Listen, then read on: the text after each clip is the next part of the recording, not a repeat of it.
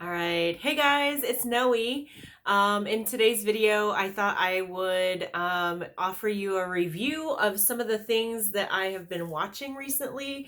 I thought this one I would focus solely on some of the shows that I've been watching, and then I'll do another one on some of the movies that I've watched recently.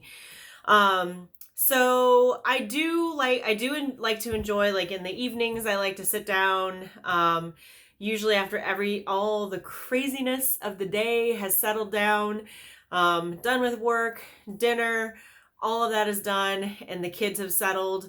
Either they're settled doing their own thing, or they're in bed. Hirsch and I like to sit and watch TV. So um, we actually don't have cable. We haven't had cable, I want to say, for at least probably 4 years.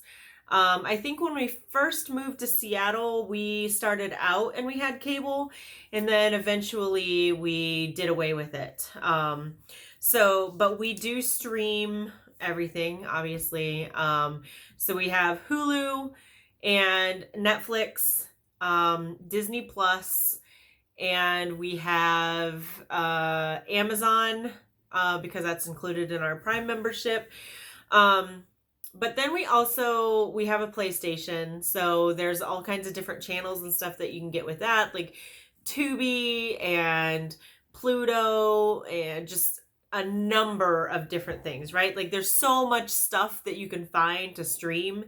It's a little overwhelming sometimes. But our main platforms that we really rely on, obviously, are Netflix, Hulu, and occasionally Prime.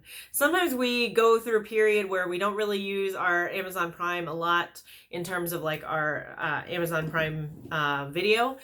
And then all of a sudden we realize, oh my gosh, there's stuff on there. So some of the things that we have been watching recently, let's see, Outlander we've been watching, and that has been on Netflix that we've been watching that.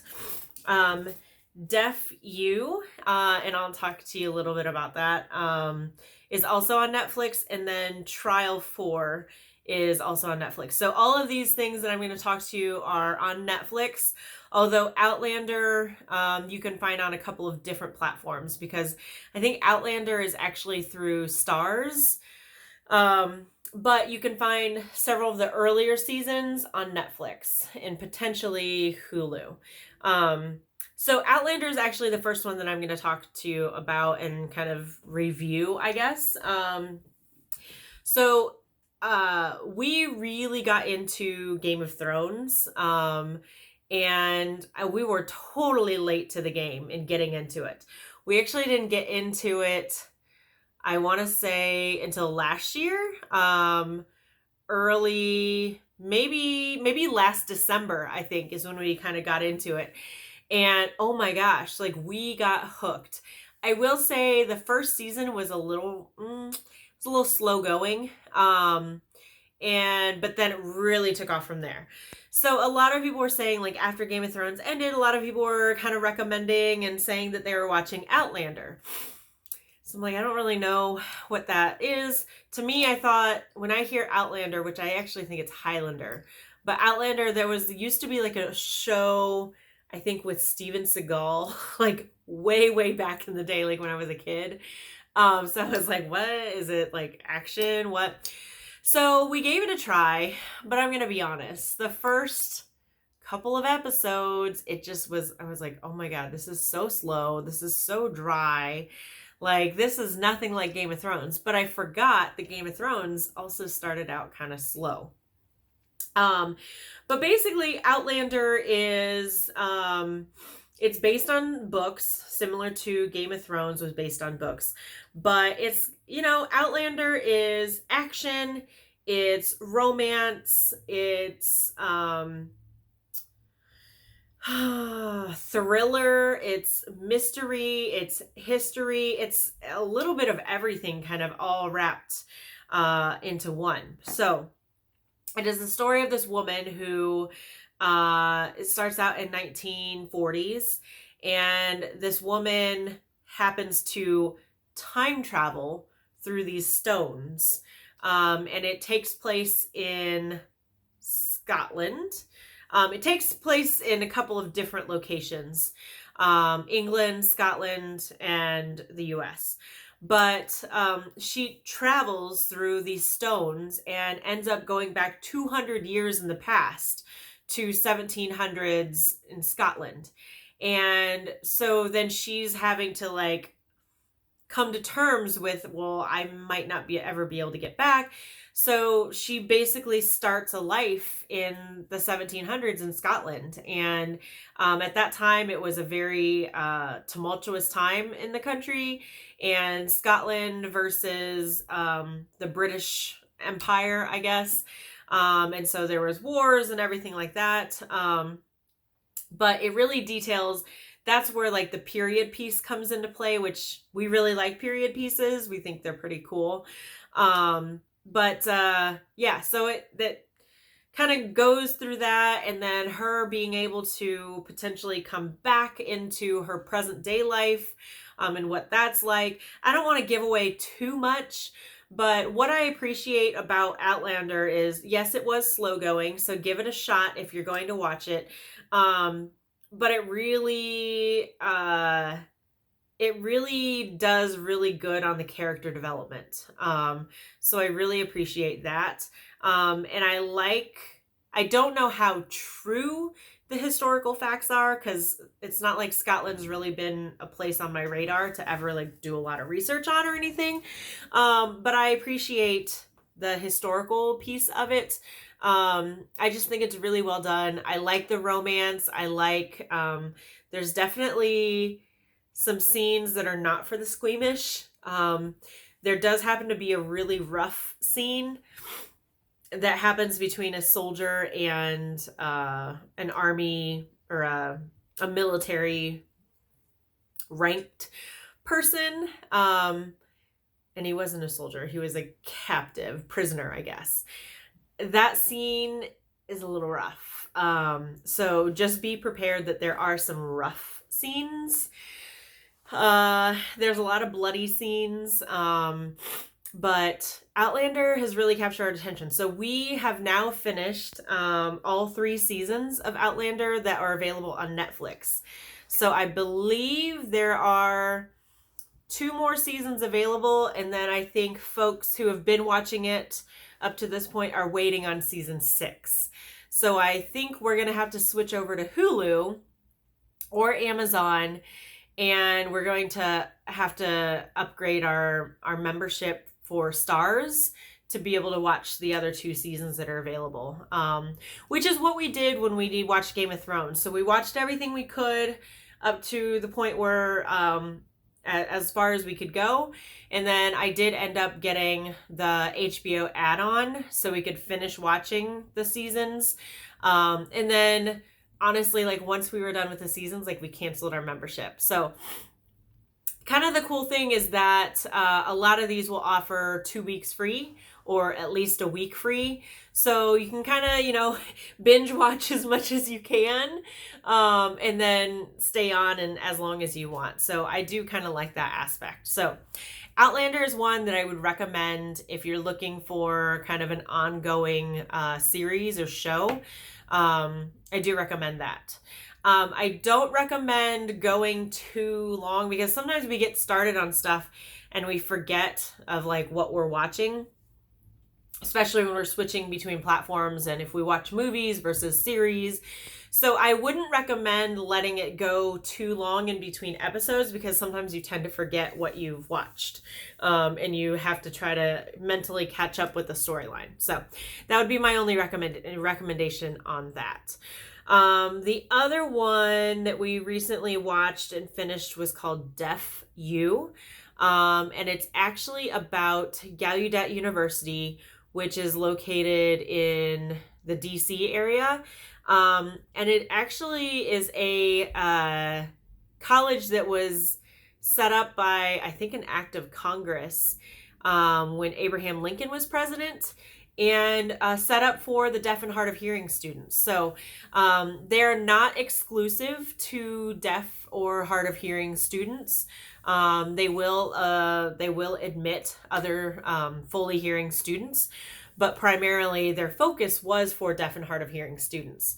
But fascinating. I personally have not really had anyone close in my life who was deaf or hard of hearing who used sign language. I never took sign language or anything like that. I know a lot of people did take that as their foreign language option, ASL. But the fascinating thing about Deaf U, so it chronicles, these students who are in college. And so that's nothing really too new. But just learning more about deaf culture and deaf society, that the fact that there are at the school, there is what they call the deaf elite, meaning that these are students who have been in families who have been deaf for generations. So there is like this elite level, there's a elite status for these students who have been deaf and had deaf families for generations, versus a student who maybe was born with a hearing disability, or something happened. Like one of the students that it talks about, he had seizures when he was like 6, and that caused him to go deaf in his left ear. So there are times where, folks lose their hearing. There's other times that they have both parents are fully hearing, and then their child is born deaf. So it's different. And then there's some students who can kind of fluctuate between both worlds, that they can hear a little bit, or they have a cochlear implant. And so that allows them to hear because they wear the thing and it attaches and they're able to hear. But it was just fascinating. And, it's kind of a lighthearted thing. The storylines are pretty good. I mean, they'll keep you engaged. But I appreciated it for the fact that it taught me something that I didn't know about. I wasn't aware that there was a college predominantly for deaf and hard of hearing students. I wasn't aware of the things that are part of deaf culture.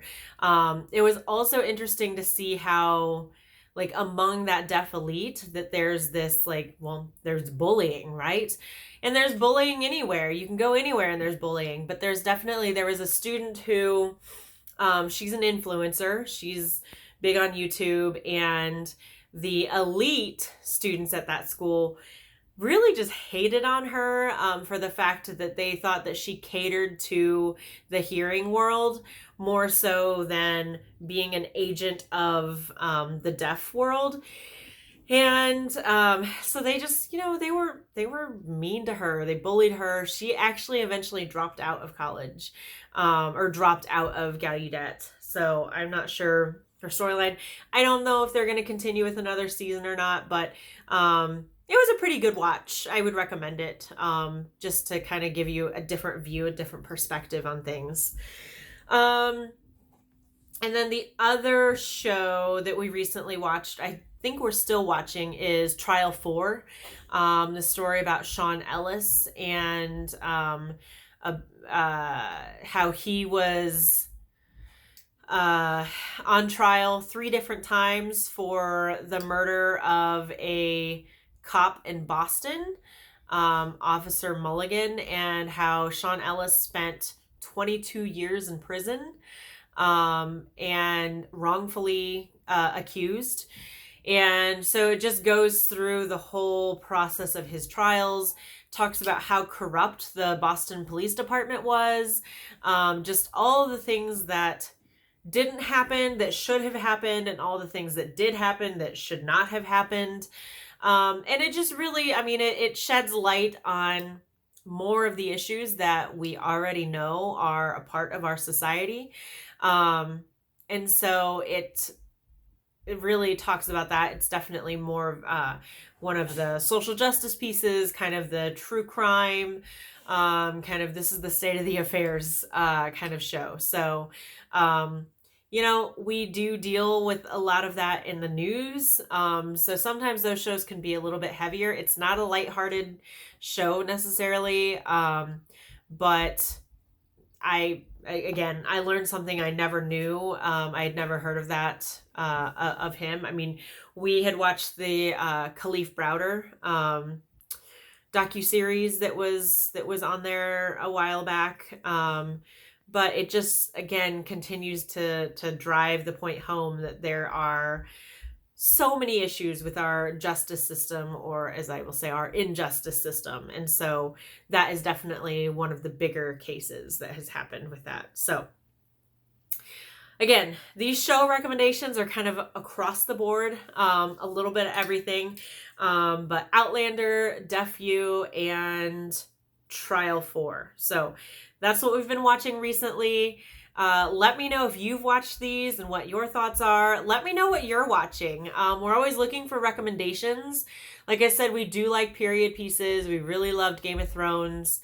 There's a show that I think we had found it on Netflix called Ripper Street that was about like the 1700s in England with times of Jack the Ripper. And that was really, really good. We also like Harlots on Hulu. That's a fun one too. So yeah, I'm always open to recommendations or suggestions, or, what are your thoughts on this? So let me know what you guys are watching. Let me know if you watch these and what your thoughts are. But anyway, hopefully you guys like this video of Noe reviewing some recent television shows. So anyway, hope you guys have a fantastic day, and I'll see you guys later. Bye, guys.